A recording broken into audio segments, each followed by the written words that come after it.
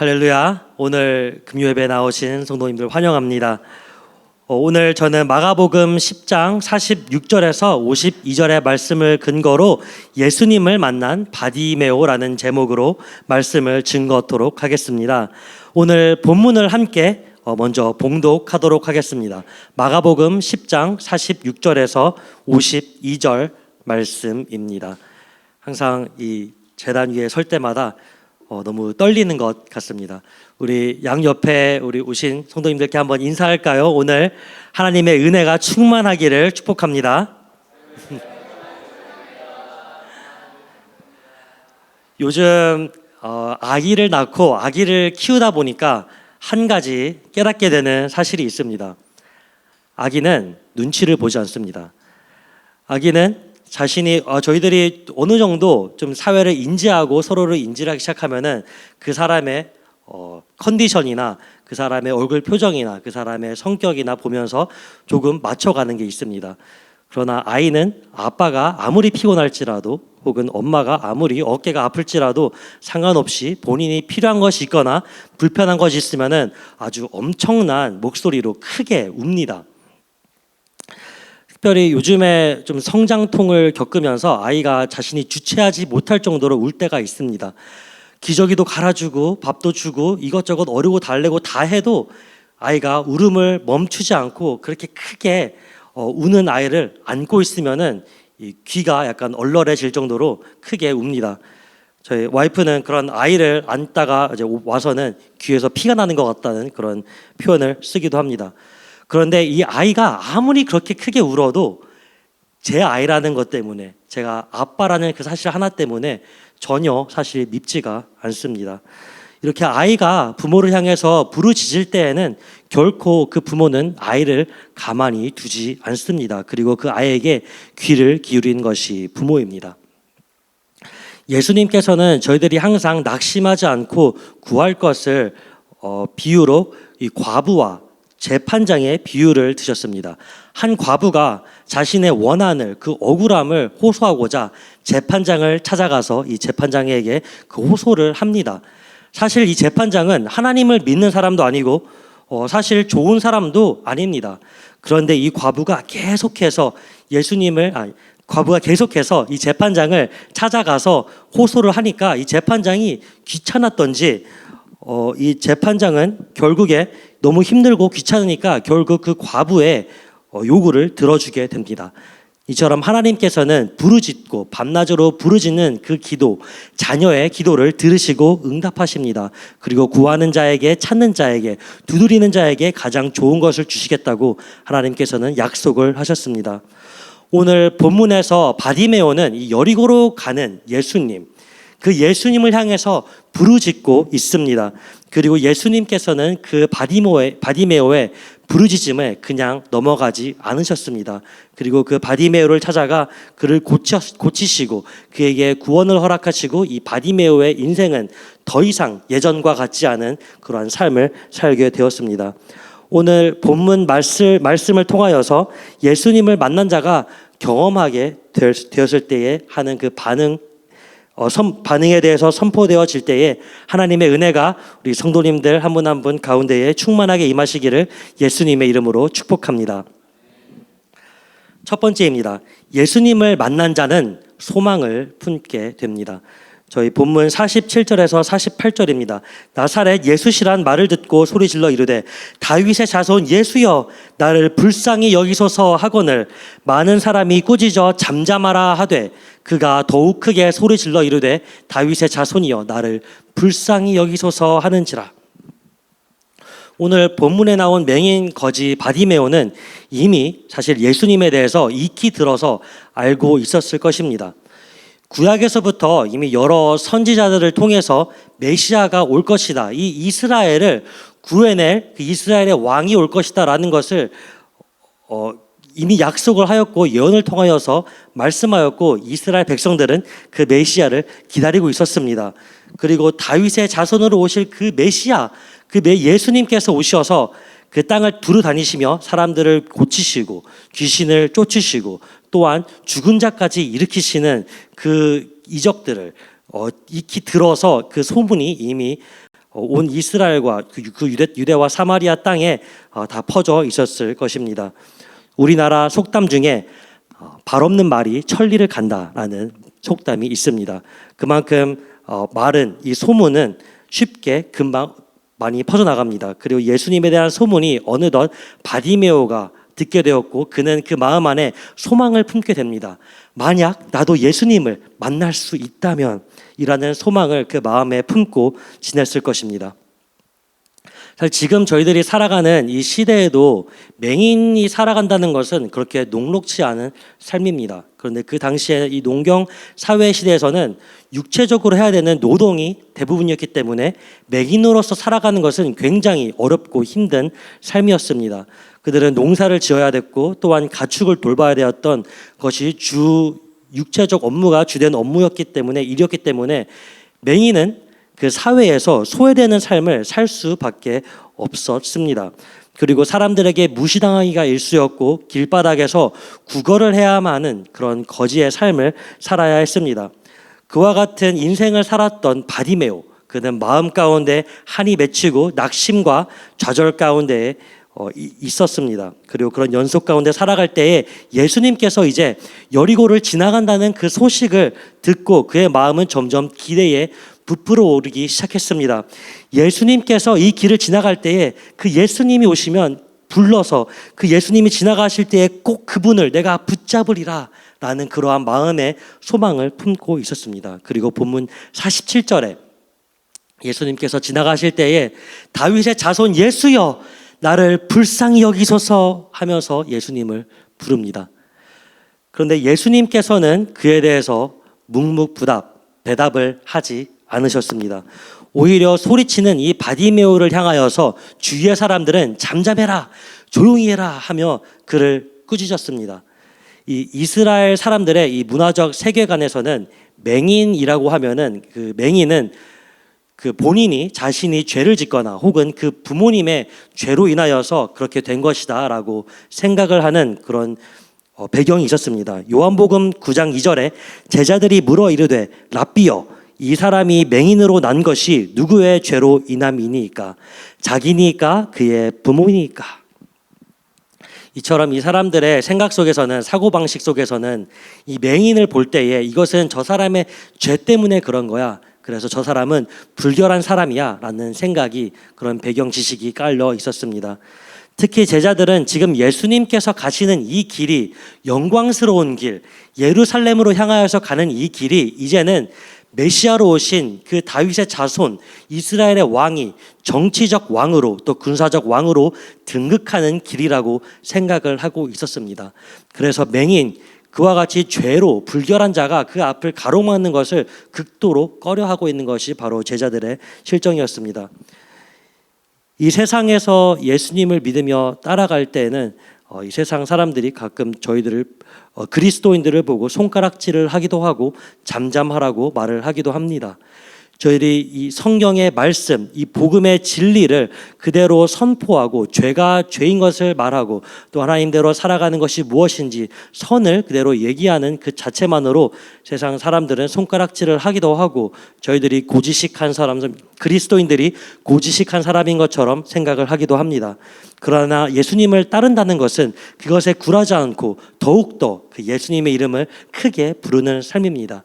그리고 이 세상을 역행하는 삶을 살아가며 이 세상을 창조하고 지으신 하나님, 그 속에 살아가는 저희들이 그 창조주 하나님께 피조물로서 마땅히 예배를 드리고 마땅히 사랑을 하고 그 이름을 높이는 삶입니다. 하나님은 살아계십니다. 그리고 하나님께서는 오늘도 역사하고 계십니다. 목사님께서 여러 번 예화로 드시는 것이지만 물에 빠진 사람이 점잖하게 살려달라고 그렇게 그렇게 말을 하지 않습니다. 혹시 괜찮으시다면 저를 혹시 물에서 건져주시지 않겠습니까? 라며 그렇게 말하지 않습니다. 왜냐하면 그 문장이 끝나기도 전에 이미 그 사람은 물에 빠져서 죽을 것이기 때문입니다. 제가 한 6살, 7살 때쯤이었던 것 같습니다. 그때 아직 수영을 배우기 전이었습니다. 그래서 수영을 하지 못하고 사촌 형과 함께 이 수영장에 가서 얕은 물에서 그냥 발장구 치고 그렇게 놀고 있다가 제 기억에 뭐 무슨 일인지 모르겠지만 그 나와서 사촌 형과 함께 그 수영장 바깥을 이렇게 걸어가고 있었습니다. 근데 그때 사촌 형이 저를 놀린다고 그 깊은 물로 확 밀었습니다. 보통 놀릴 때는 밀어서 빠뜨리는 게 아니라 이렇게 밀고서 잡는데 실제로 저를 밀어서 그 깊은 물에 빠뜨렸습니다. 그래서 아직 어리고 수영하는 법도 모르기 때문에 막 발버둥을 치기 시작하고 물에 빠져보신 분들은 알겠지만 일단 머리가 하얘집니다. 그리고 이 숨을 쉬어야 되겠다는 생각으로 막 발동을 치다가 위로 확 와가지고 숨을 들이키려고 하는 그 순간에 공기가 아니라 물이 확 들어오게 되면은 물을 마시게 되고 그때부터는 패닉 상태에 빠지게 됩니다. 그리고 계속해서 발버둥 치고 어떻게든 나와서 살려주세요, 살려주세요 라며 저희들이 크게 외치곤 합니다. 물론 사촌 형이 그 끝에는 저를 이제 들어와서 건져 주었지만 제 기억으로 그날 하루 동안 삐져서 사촌 형과 대화를 하지 않았던 기억이 납니다. 바디메오는 이렇게 자신을 구원해야 하실 분, 지금 자신이 죽음 가운데 있는 이 상황 가운데서 구원자가 오직 예수님 뿐이라는 사실을 알고 있었습니다. 그렇기에 그는 이것이 자기 자신의 마지막 기회다라고 생각을 하고 다윗의 자손 예수여 나를 불쌍히 여겨 주시옵소서, 나를 불쌍히 여기소서라고 하는 이 바디메오의 반응은 예수님께서 공생애를 시작하시며 전파한 이 하나님의 복음에 아주 합당한 그리고 올바른 반응입니다. 마가복음 1장 14절에서 15절에 예수님께서는 이렇게 말씀하셨습니다. 하나님의 나라가 가까이 왔으니 회개하고 복음을 믿으라. 이렇게 복음을 라는 말씀으로 이 마가복음 1장이 시작을 합니다.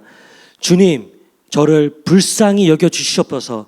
주님, 제가 저의 힘으로 할 수 있는 것이 없습니다. 하나님의 도우심이, 그 이끄심이 필요합니다. 주님이 필요합니다. 주님을 의지합니다. 와 같은 이러한 고백으로 하나님 앞에 나아갈 때에 하나님께서는 들으시고 응답하시는 줄로 믿습니다. 그리고 회개할 수 있는 영을 허락하시고 이 세상을 살아갈 수 있는 힘을 저희들에게 주십니다. 예수님께서도 이 바디메오의 부르짖음에 응답하시고 그의 눈을 보게 하시는 것은 물론 그의 믿음을 보시고 또 그를 믿음을 통하여서 구원까지 허락하셨습니다. 예레미야 33장 3절 너는 내게 부르짖으라 내가 내게 응답하겠고 내가 알지 못하는 크고 비밀한 일을 내게 보이리라. 저희들이 걸어가는 인생길 가운데에서도 고난과 역경은 찾아올 것입니다. 저희들이 예상하지 못한 곳에서 일들이 터지고 또한 문제들이 일어날 것입니다. 저희들의 기도 응답이었던 꿈만 같았던 그 직장은 어느 순간 우리의 시험의 장이 될 것입니다. 또한 어제까지만 해도 건강하였던 그 몸이 갑자기 하루아침에 아픔을 경험하는 일도 있을 것입니다. 또한 어제까지만 해도 분명히 좋았던 이 가족 간의 사이가 또 친구와의 사이가 갑자기 하루아침에 틀어져 버리는 그러한 일도 생길 수도 있을 것입니다. 그러나 하나님께서는 이를 통하여서 역사를 하실 것입니다. 하나님께서는 저희들의 약함을 통하여서 강함을 주시고 하나님께서는 저희들의 슬픔을 기쁨으로 바꾸시는 분이시기 때문입니다. 바디메오의 눈이 떠지고 이제는 주님을 볼 수 있었던 것처럼 이제는 저희들의 초점이 주님께로 맞춰지는 그런 놀라운 역사를 이루십니다. 그리고 이를 가능케 하는 성령 하나님을 오늘도 의지합니다. 세상이 주는 지혜가 아닌 성령님께서 주시는 그 지혜로 말미암아 승리하며 살아가는 것이 가능하게 됩니다. 그럴 때에 바디메오가 눈을 떠 보는 것처럼 저희들의 영적인 눈이 뜨여지고 진정 하나님께서 원하시는 동행의 길을 걸어가는 우리의 성도님들 되시기를 예수님의 이름으로 축복합니다. 둘째입니다. 예수님을 만난 자는 부름에 응답하게 됩니다. 49절에서 50절 함께 다시 읽도록 하겠습니다. 시작. 예수께서 머물러 서서 그를 부르라 하시니 그들이 그 맹인을 부르며 이르되 안심하고 일어나라 그가 너를 부르신다 하매 맹인이 겉옷을 내버리고 뛰어 일어나 예수께 나아오거늘. 맹인 바디메오가 다윗의 자손 예수여 나를 불쌍히 여기소서 하며 크게 부르짖을 때에 예수님께서 이를 듣고 반응을 하셨습니다. 그리고 제자들을 통하여서 그를 내게로 오라라고 말씀을 하시고 이 제자들은 이에 반응하여서 안심하라 그리고 일어나서 일어나라 그가 너를 부르신다 하며 맹인을 부르고 있습니다. 여기서 이 안심하라 하는 이 원어는 신약 성경에서 총 7번이 나옵니다. 예수님께서 물 위를 걸을 때에 제자들이 다들 놀라서 두려움 가운데 있을 때에 예수님께서 그들을 보며 안심하라 나니 두려워하지 말라라고 말씀하십니다. 또한 중풍병자가 그 죄사함을 받았을 때에 그에게 죄사함을 받으심을 알리셨을 때에 안심하라고 그 말이 나오셨고, 또한 혈루증을 앓던 여인이 고침을 받았을 때에 따라 안심하라 내 믿음이 너를 구원하였다고 말씀하셨습니다. 이처럼 예수님께서는 질병을 고치시며 또 고통받는 자들에게 그 고통받는 자들을 자유케 하시며 두려움을 없애시며 안심하라 라고 말씀하십니다. 왜냐하면 예수님께서는 저희들에게 평안을 주시는 분이시기 때문입니다. 맹인은 그에 반응하여서 자신의 겉옷을 내버리고 뛰어 일어나서 예수님께 나아갑니다. 이 겉옷을 사실 이 맹인 바디메오에게는 굉장히 큰 자산이었습니다. 수련회를 저희 가보신 분들은 좀 아시겠지만 형제님들은 수련회를 갈 때 침낭을 잘 안 챙겨오는 습관이 있습니다. 생각하기에 까짓 거 밤새면 되지, 혹은 대충 좀 자고 일어나면 되지라는 좀 대책 없는 생각들을 보통 하곤 합니다.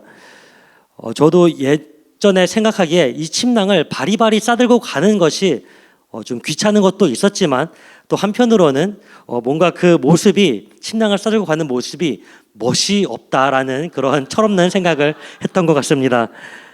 폼이 안 난다. 그때는 이제 아직 철이 없어서 가오가 뇌를 지배하던 시절이라서 그랬습니다. 한 번은 저희가 샌프란시스코를 처음 와서 수련회를 산으로 가게 되었습니다. 다들 알다시피 이 샌프란시스코 이쪽에 사는 밤은 너무너무 춥습니다. 역시 저는 침낭을 당연히 챙겨가지 않았습니다. 동부에서 와서 아직 뭘 잘 모를 때여서 침낭을 챙겨가지 않았습니다. 그리고 수련회 첫날에 이윽고 밤이 오고 그때 그 수련회는 EM 수련회였습니다. EM 수련회. KM 수련회는 그래도 조금 더 정이 있지만 EM 수련회는 약간 개인 플레이가 강하기 때문에 EM 수련회였었는데 이윽고 밤이 오고 모두가 다 침낭 속으로 들어가서 따뜻하게 잠을 자는데 너무너무 추웠습니다. 정말 뼈가 시릴 정도로 추웠던 기억이 납니다.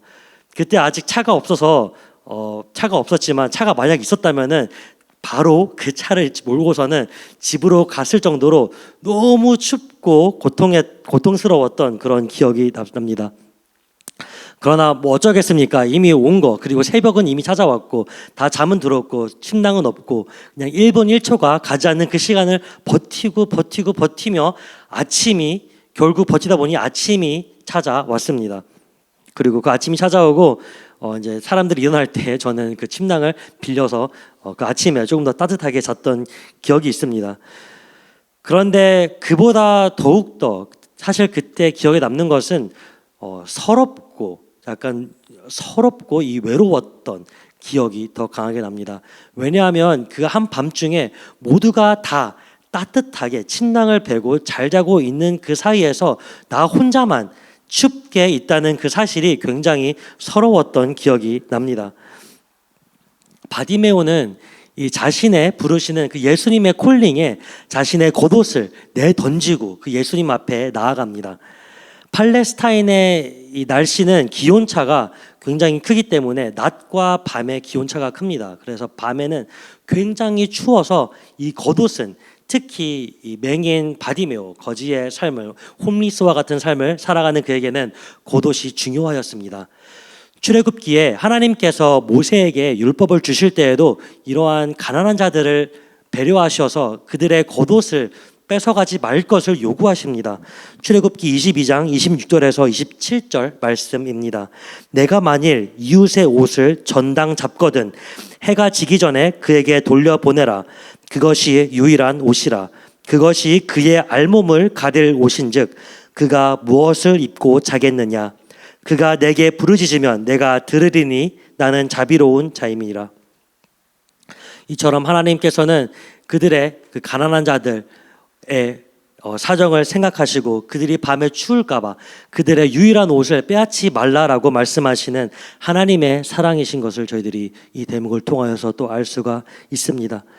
바디메오는 그러한 자기의 겉옷, 이 겉옷마저도 내던지고 예수님 앞으로 힘있게 나아가는 모습을 보입니다. 그리고 예수님께서는 이 바디메오의 눈을 고칠 뿐만이 아니라 그에게 구원까지 주십니다. 이 바디메오의 이 겉옷, 그 당시에 이스라엘 사람들에게 겉옷은 재산뿐만이 아니라 또한 지위를 나타냅니다. 신분을 나타내고 있습니다. 엘리야가 이 바알의 가짜 선지자들과 여호와의 이름으로 그들을 다 처단해서 죽이고 나서 처단하고 난 이후였습니다. 그에 찍혀서 이제 이세벨 그 일 때문에 이제 이세벨이라고 하는 그 여왕에게 쫓기게 되는 표적이 되는 신세가 되었습니다. 그리고 그가 죽게 되어서 그의 생명이 바람 앞에 놓인 촛불과도 같이 되었습니다. 그리고 그러한 인생 가운데에 너무 힘들어서 한탄하며 로뎀 나무 아래에서 지쳐서 쓰러져 있었을 때에 여호와 하나님께서 그 엘리야를 찾아와서 그를 위로하셨습니다. 그렇게 그를 다 위로하고 마친 뒤에는 이 엘리야에게 하나의 일을 할 것을 주시는데 다음 세대의 선지자로서 엘리사가 쓸 것이다 라는 것을 엘리야에게 말씀하시고 엘리사를 찾아가라 라고 말씀하십니다. 그리고 바로 다음 엘리야는 엘리사를 찾아갑니다. 그리고 다짜고짜 엘리사를 만나자마자 엘리야는 그 자신의 겉옷을 엘리사에게 던집니다. 열왕기상 19장 19절입니다. 엘리야가 거기서 떠나 사밧의 아들 엘리사를 만나니 그가 12 겨릿소를 앞세우고 밭을 가는데 자기는 12째 겨릿소와 함께 있더라. 엘리야가 그리로 건너가서 겉옷을 그의 위에 던졌더니. 이처럼 농사를 한참 짓고 있는 이 엘리사에게 엘리야가 다가가서 그 겉옷을 다짜고짜 던지는 일을 벌입니다. 이것이 상징적으로 엘리사가 바로 다음으로 세워질 선지자이다라는 것을 의미하고 있습니다. 그리고 엘리사는 그것을 알고 바로 그것에 순종하여서 엘리야를 따라갑니다. 가족의 작별 인사를 하고 엘리야를 따라가고 또 훌륭하게 쓰임받는 그 순종을 통하여서 훌륭하게 쓰임받는 선지자로 발돋움을 하게 됩니다. 다시 본문으로 돌아가서 만약 바디메오가 자신이 가치 있게 여기는 이 것들, 그 겉옷을 내던질 마음이 없었다면 이처럼 힘있게 예수님 앞으로 나아가는 반응을 보이지 못했을 것입니다. 심령이 가난한 자는 복이 있나니 천국이 저희 것이라고 말씀하고 계십니다. 사실 저희들이 살아가는 이 미국의 삶 매일매일 저는 돌아보게 됩니다. 누리고 있는 것들이 너무 많습니다. 사실 평안하게 살아가고 있고 평탄한 풍성하게 누리는 삶을 저희들은 살아가고 있습니다. 그럼에도 불구하고 저희들이 예수님을 찾아가는 그 마음, 예수님을 향한 그 열정과 갈망은 마치 이 배고픈 자가 먹지 못한 자가 음식을 향하는 갈망, 추운 자가 따뜻함을 향하는 그 갈망과도 같이 가난한 자가 갖는 그런 강렬한 소망을 가지고 예수님을 구하고 찾아가야 할 줄로 믿습니다. 우리의 인생길 가운데 모든 것을 다 잃을지라도 예수님을 잃지면 예수님 한 분이면 다 됩니다라는 고백이 나오는 것입니다. 목사님들께서 이런 질문을 자주 하시는 것을 저희들이 들었습니다. 만약 예수님을 만나면 과연 어떤 말을 할 것입니까? 라는 그런 질문들을 자주 가끔씩 하십니다. 그래서 한번 생각을 해보게 됩니다. 제가 아직 믿음이 아주 얄팍한 믿음인 수준일 때에는 그럴 때마다 생각을 합니다. 뭘 구하지? 지금 당장 내 삶 가운데 필요한 것이 뭐지? 라는 생각을 먼저 하며 돈인가? 혹은 그때는 결혼을 안 했으니까 배우자인가? 라는 생각을 하며 무엇을 구해야 되지? 라는 것을 생각을 합니다. 마치 예수님이 이 요슬램프에 나오는 지니와도 같이 내가 말하는 그 소원을 들어주는 분처럼 생각을 했습니다. 그런데 만약 정말 막상 진정 예수님께서 저의 앞에 계시다면은 그냥 사랑합니다라는 고백을 할 것 같습니다. 예수님 사랑합니다. 오직 주님만이 저의 왕이십니다. 주님 한 분이면 전 만족합니다. 주님께서는 오늘도 자신의 겉옷을 벗어 던지고 함께할 자를 찾고 계십니다. 세상의 옷이 아닌, 세상의 것들, 세상의 명예가 아닌, 또한 세상의 재물이 아닌, 물질이 아닌 온전히 하나님 한 분만을, 그 하나님의 의를 향하여서 나아가는 그 한 분을 찾고 계십니다. 저희들의 힘으로는, 나의 힘으로는, 저의 힘으로는 그 세상의 옷을, 나의 겉옷을 벗을 힘이 없습니다.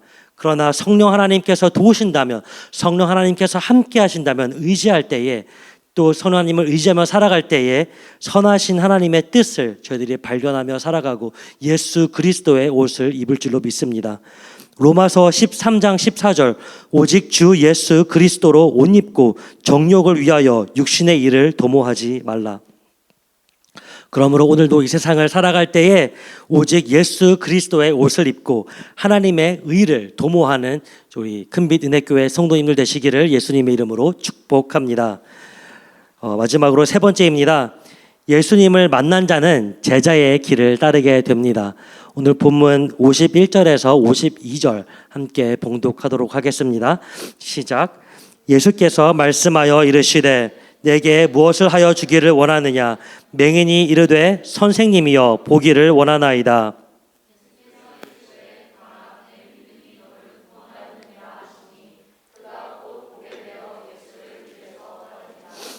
아멘. 예수님께서는 내게 무엇을 하여 주기 원하느냐라고 그렇게 질문을 하십니다. 사실 이 질문은 이 맹인을 만나기 바로 전에 야고보와 요한에게 한 질문입니다. 마가복음 10장 36절에 이렇게 나옵니다. 이르시되 너희에게 무엇을 하여 주기를 원하느냐? 라고 질문을 할 때 야고보하고 요한은 이렇게 대답을 합니다. 주의 영광 중에서 우리를 하나는 주의 우편에 그리고 하나는 좌편에 앉게 하여 주옵소서 라며 그들은 대답을 합니다. 제자들은 무지해서 자신들이 무엇을 구해야 하는지 그 알바를 잘 알지를 못했습니다. 이들은 예수님의 예루살렘 입성이 이 로마의 압제로부터 이제 그들을 구원하는 정치적 그리고 군사적 메시아라고 생각을 했습니다. 그들의 역사 가운데서 항상 이 이방 나라들에게 압제를 받아오며 메시아를 갈망하고 기다렸습니다. 그리고 그들의 성전이 모욕을 당하며 이제는 그 메시아가 온다는 그 소식을 듣고 이제 다윗 왕국의 그 말로만 듣고 소문으로만 들었고 구전으로만 전해오던 다윗 왕의 그 영광이, 그 왕국의 영광이 이제 재현되는구나 라는 것을 그렇게 생각을 했습니다. 이제 그 현실이 눈앞에 왔다고 생각하니 자신들이 이제는 예수님의 우편에 좌편에 앉아서 우의정 좌의정 역할을, 그 자리를 하나씩 차지하겠다라는 생각이었습니다. 근데 야고보와 요한뿐만 아니라 사실 다른 제자들도 마찬가지였습니다. 왜냐하면 그들이 이 야고보와 요한을 보며 화를 냅니다. 왜냐하면 사실 그들의 생각 가운데서도 동일한 생각이 있었기 때문입니다. 그들은 십자가에 달려 죽으시는 그 예수님은 전혀 생각도 상상 가운데서 있지도 않았습니다. 물론 예수님의 생각은 달랐습니다. 예수님께서는 십자가를 지시고 또 그를 통하여서 달려 죽으시며 그 희생과 부활을 통하여서 저희들을 구원하셨습니다. 제자들은 그때는 알지 못했습니다. 자기들은 자신들에게 필요한 것이 재물이라고 생각을 했고 권력이라고 생각을 했습니다. 그렇지만 사실 그들에게 가장 필요한 것은 바로 구원이었습니다. 그리고 예수님께서는 십자가의 희생을 통해서 그 어떤 사랑보다도 고귀한 사랑을 보여주셨습니다. 예수님께서는 바디메오에게 묻습니다. 내게 무엇을 하여 주기를 원하느냐? 앞을 보지 못하는 맹인인 이 바디메오에게 그렇게 질문을 할 때는 저희들이 추측하기로는 그가 보기를 원할 것이다 라는 것을 충분히 생각을 할 수 있습니다. 그리고 예수님께서 그냥 그를 고쳐주실 수 있습니다. 그러나 예수님께서는 그에게 한 번 더 질문을 합니다. 그리고 듣기를 원하십니다. 왜냐하면 주님께서는 저희들과 함께 인격적인 교제를 하시기를 원하시기 때문입니다. 주님께서는 저희들이 예배에 나오는 주님께서는 예배를 받으시기에 합당하신 그런 하나님이십니다. 그러나 저희들을 붙잡아서 이 예배 자리에 그냥 강제적으로 앉혀놓지 않으십니다. 저희들의 삶을 통하여서 은혜를 주시고 또 감사함을 통하여서 혹은 시험을 통하여서 저희들이 주님을 찾고 예배드리고 그 앞에 영광을 올려드리는 그 삶을 살도록 하십니다. 또한 처음 창조와 에덴 동산을 지으시고 인간을 만드시고 아담과 그 에덴 동산을 거니시며 그런 인격적인 교제를 하신 분이 바로 하나님이십니다. 이는 삼위일체 하나님께서 저희들과 인격적인 교제를 하기 원하신다는 사실입니다. 그리하여서 저희들이 기도할 때에 성령 하나님을 초청하고 모셔드리고 이 가운데에 환영하는 그러한 인격적인 성령 하나님과 교제하는 것을 원하십니다. 한편 바디메오는 이 무엇을 원하는지에 대한 예수님의 질문에 보기를 원하나이다 라고 대답을 합니다. 그리고 이에 대한 반응으로 예수님께서는 이런 놀라운 말씀을 하십니다. 가라, 내 믿음이 너를 구원하였느니라. 맹인은 자신이 보기를 원합니다 라고 말을 하였는데 예수님께서는 그의 믿음이 너를 구원하였다 라고 말씀을 하십니다. 이처럼 예수님께서는 믿음이 너를 구원하였다라는 말씀을 이 성경에서 신약에서 여러 구절에서 찾을 수가 있습니다. 예수님께서 길을 가실 때에 12해를 혈루증을 앓던 그 여자는 예수님이 가시는 것을 보고 내가 저 옷자락만 만진다면 나을 수 있을 거야 라고 생각을 합니다. 그리고 예수님의 다가가 그 옷자락을 만졌을 때 예수님께서 이렇게 말씀하십니다. 딸아, 안심하라. 내 믿음이 너를 구원하였다고 말씀하셨습니다. 또한 예수님께서 예루살렘으로 향하여 가실 때에 10명의 나병 환자가 예수님을 찾아와서 말합니다. 나를 불쌍히 여겨 주시옵소서, 우리를 불쌍히 여기소서 하고 외칩니다. 그리고 이들 10명은 나병에서 고침을 받게 되고 그 중에 한 명, 이 사마리아인이 예수님께 다시 돌아와서 감사와 하나님께 영광을 올려드립니다. 그때 예수님께서 또한 다시 한 번 더 말씀을 하십니다. 다시 한 번 더 예수님께서 말씀을 하십니다. 일어나 가라, 내 믿음이 너를 구원하였느니라. 이처럼 12회를 앓던 혈루증을 앓던 그 여자도 또 나병 환자도 또 홈리스와도 같은 삶을 살았던 맹인 거지 바디메오도 그 삶 가운데 하루하루가 고통의 연속들이었습니다. 그러나 메시아의 소식을 들은 그들은 마음의 소망을 품기 시작했습니다. 그리고 그 예수님께로 향해서 한 걸음 한 발을 내딛었습니다. 그리고 그 발걸음은 자신을 결국 구원으로 이끄는 여정의 발걸음이 되었습니다. 바로 뒤이어서 52절에 바디메오는 그가 곧 보게 되어 예수를 길에서 따르니라고 단락이 마무리가 됩니다. 이제 바디메오는 예루살렘으로 입성하는 그 예수님의 길을 따르게 됩니다. 바디메오가 따라가는 그 길은 예수님께서 왕으로서 이 예루살렘의 왕으로서 이스라엘의 왕으로서 입성하는 그 예수님의 그 뒷발자취가 아니었습니다. 그가 따라가는 예수님은 이제 십자가를 지고 이 땅을 구원하시기로 작정하신 예수님의 발자취였습니다. 그리고 예수님께서는 말씀하십니다. 마태복음 16장 24절. 이에 예수께서 제자들에게 이르시되 누구든지 나를 따라오려거든 자기를 부인하고 자기 십자가를 지고 나를 따를 것이니라. 이 세상에서 크리스천으로서 살아간다는 것은 어떠한 형식이나 말에 있지 아니하고 오직 자신의 삶 가운데 나의 십자가를 쥐고 예수님을 따르는 자들에게 있습니다. 고린도전서 4장 20절 하나님의 나라는 말에 있지 않고 오직 능력에 있음이라. 그리고 그런 능력의 삶을 살아가는 자들에게 붙여지는 호칭이 그리스도인입니다. 구원받은 자들은 필시 그러한 예수님의 제자의 삶을 살아가게 됩니다.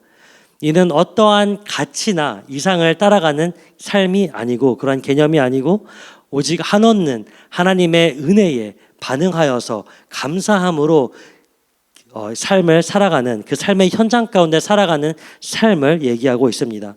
그렇게 수많은 믿음의 선조들이 그러한 길을 걸어왔습니다. 지난주 금요일에는 저희 안경선 선교사님을 말씀을 통하여서 큰 은혜가 있었습니다.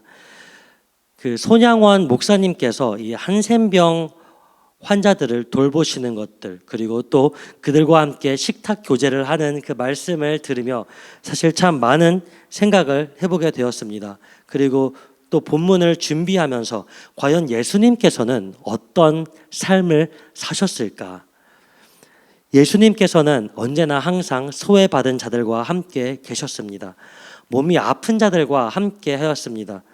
그리고 그들을 치유해주고 그들의 친구가 되셨습니다. 이 세상 속에서는 특히 그 이스라엘 시대에 그리고 또 지금도 다르지 않습니다. 이 세상 속은 사회는 계급을 나누고요, 신분을 나누고 남녀노소의 차이를 두고 또한 이 사회에 기여를 하는 자인가 아닌가를 두고서는 철저하게 차별하며 그렇게 차별하였습니다. 특히 맹인이나 나병 환자 같은 경우에는 그들이 사회에서 철저하게 외면받았던 그러한 자들이었습니다. 그러나 예수님께서는 그들을 먼저 찾아가셨고 그들을 고치시고 구원을 선물로 주셨습니다. 사실 성경이 말하는 이 도덕적 기준 그리고 윤리적 사랑의 기준은 이 세상 그 어떤 기준과 견주어 보아도 가장 높은 기준을 제시하고 있습니다. 신사참배를 거부한 이 주기철 목사님의 삶이나 또 그 삶의 마지막까지 한센병 환자를 돌보며 그 마지막 숨을 다하였던 손양원 목사님과 같이 그 말씀대로 살아가고자 했던 그리스도인들이 있었기 때문입니다. 그리고 또 오늘날 그리스도인들이 이 세상 가운데 그렇게 살아가는 자들이 있습니다. 만약 이 세상 가운데 그리스도인들이 인정받지 못하고 있다면 어쩌면 저희들이 그만큼 우리들의 삶 가운데 믿음의 선조들이 보여주었던 그러한 믿음을 이 세상 가운데 삶으로써 살아내지 못하는 것이 아닌가 한번 돌아보게 됩니다. 또한 저희 다빈 목사님을 통하여서 지난주일 베드로전서 2장 말씀과 같이 이제는 그리스도인들이 저희들이 자유의지를 가지고 악을 택하는 것이 아니라 이 세상 가운데 선을 택하며 살아가는 것입니다. 지금 당장 저희들이 한센병 환자를 위하여서 그 삶을 다 바치지는 못할 수도 있습니다. 또한 부른디에 선교사로 나가는 것은 어려울 수도 있습니다. 그러나 저희들이 지금 이 자리에서 맡겨진 것을 선한 일을 통하여서 감당하는 것입니다. 이를 위하여서 저희들이 토요일마다 또 매월 둘째 주 주일에는 홈레스 분들을 향하여서 찾아갑니다. 그들에게 사랑을 전하고 그들에게 선을 행하고 또 복음을 전하는 삶을 삽니다.